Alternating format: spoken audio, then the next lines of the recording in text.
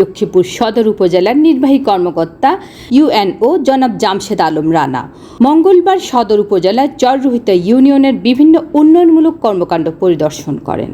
এই সময় তিনি রসুলগঞ্জ বহুমুখী উচ্চ বিদ্যালয় ঘুরে দেখেন এবং শিক্ষার গুণগত মান নিশ্চিতে শিক্ষকগণের প্রতি দিক নির্দেশনা প্রদান করেন।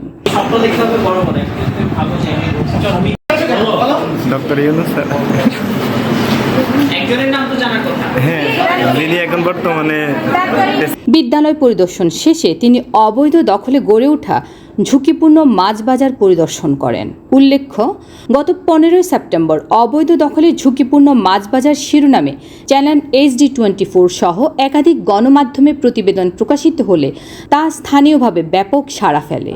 এর প্রেক্ষিতে ইউএনও বাজারস্থলে উপস্থিত হয়ে স্থানীয় জনপ্রতিনিধি, রাজনৈতিক নেতৃবৃন্দ, মসজিদ কমিটি, ব্যবসায়ী কমিটি, সাংবাদিক এবং গণ্যমান্য ব্যক্তিবর্গের সাথে মতবিনিময় করেন।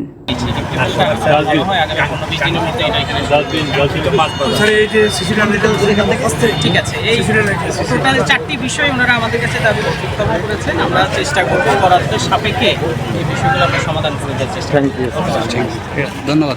ঠিক আছে, ভালো থাকবেন। আসসালামু আলাইকুম। এই সময় তিনি বাজার উন্নয়ন প্রকল্পে ডিপ টিউবওয়েল স্থাপন, বাজার মাঠে সিসি ঢালাই, শৌচাগার নির্মাণ সহ একাধিক প্রকল্প বাস্তবায়নের আশ্বাস দেন। বাজারের বিভিন্ন সমস্যা শুনে তার সমাধানে প্রয়োজনীয় পদক্ষেপ নেওয়ার নির্দেশনাও দেন তিনি।